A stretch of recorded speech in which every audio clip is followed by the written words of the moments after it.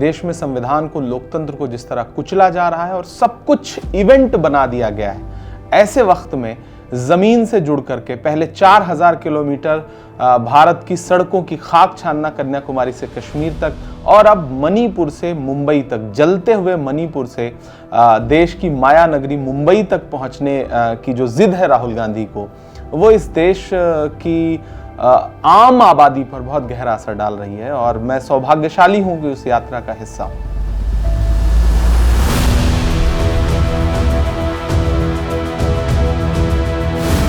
राहुल गांधी जी इस यात्रा के जरिए जो 5 न्याय की बात कर रहे हैं, वो इस देश के हर तबके को जोड़ने के लिए, हर तबके की पीड़ा है, युवा की, महिला की, इस देश में सामाजिक न्याय की हर पीड़ा को इस यात्रा में देश के हर कोने में खड़े होकर के राहुल गांधी आवाज दे रहे हैं। सरकार कागजों पर चलने वाली सरकार है। तुम्हारी फाइलों में गांव का मौसम गुलाबी है, मगर ये आंकड़े झूठे हैं, ये दावे किताबी। देश की पार्लियामेंट में वित्त मंत्री जिस तरह के ख्याली पुलाव कागज पर दिखाती हैं, वो जमीन पर बिल्कुल नहीं है। राहुल गांधी उसी पीड़ित वर्ग को जमीन पर जाकर के उसको न्याय दिलाने की बात कर रहे हैं। देश का युवा उनसे जुड़ रहा है, महिलाएं उनसे जुड़ रही हैं, इस देश का आदिवासी, इस देश का किसान, सब राहुल गांधी से जुड़ रहे हैं और राहुल गांधी की तरफ एक उम्मीद भरी नजरों से देख रहे हैं। इस देश में इस वक्त जो काम प्रधानमंत्री को करना चाहिए वो राहुल गांधी कर रहे हैं। और इस यात्रा के जरिए वो जा करके इस देश के युवाओं से, इस देश के मजदूरों से, इस देश के बीड़ी मजदूर, इस देश के किसान, हम एक सुबह आँख खोलते हैं तो वो किसानों के साथ खड़े हैं धान के खेत में, हम एक सुबह आँख खोलते हैं तो वो फर्नीचर बनाने वाले कारीगरों के साथ खड़े हैं, हम एक सुबह आँख खोलते हैं तो मोटर मैकेनिकों के साथ खड़े हैं। तो राहुल गांधी ये जो काम कर रहे हैं, छोटे छोटे लघु उद्योग, जो कुटीर उद्योग हैं, इनसे जुड़े लोगों से जो मिल रहे हैं, ये इस देश में एक उनको हौसला बढ़ाने की सबसे बड़ी कोशिश है। और मुझे लगता है कि यही सरकार विफल रही है पिछले 10 सालों में।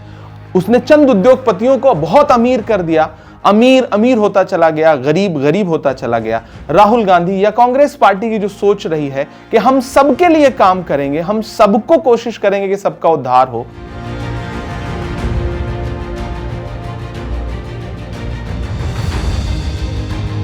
मैं सिर्फ एक नाम पर नहीं रुकूंगा कि मैं सिर्फ, मेरी आंखों में बहुत सारे चेहरे हैं।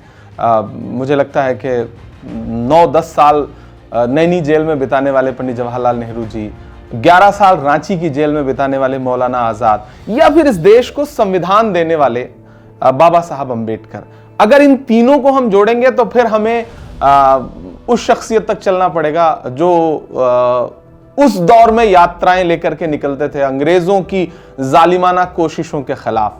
तो मैं अक्सर कहता हूं कि जो हर जालिम से टकराएगी वो आंधी बनाऊंगा, नए अंग्रेज आए हैं, नया गांधी बनाऊंगा।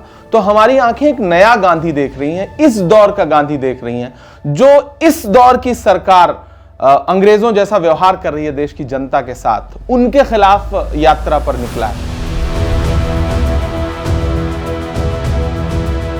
मैं राहुल गांधी जी से इंस्पायर होकर के राजनीति में आया। 2018 में उनसे मेरी पहली मुलाकात बहुत यादगार थी। लेकिन मैं यात्रा की जो यादें हैं उसमें से शेयर करना चाहूँगा। मुझे याद है, मैं पिछली जो भारत जोड़ो यात्रा थी तो मैं मांड्या में खड़ा था, कर्नाटका में। लाखों लोगों का हुजूम आ रहा था और मैं साथ आगे, यात्रा से थोड़ा सा आगे अपने दोस्तों के साथ चल रहा था। तो मैंने देखा कि एक बुजुर्ग, तकरीबन 80 साल की आसपास की एक महिला खड़ी हैं और उनके हाथ में खीरा था, जो हम लोग यहाँ खाते हैं, वो खीरा लेकर के खड़ी थी। ये सच्ची घटना है। और वहाँ के स्थानीय पत्रकार भी हमारे साथ थे। उन्होंने उनसे पूछा कि यात्रा में आप खीरा लेकर के क्या करने आई हैं? तो उन्होंने अपनी स्थानीय भाषा में जवाब दिया कि मेरे पास ज़मीन नहीं थी।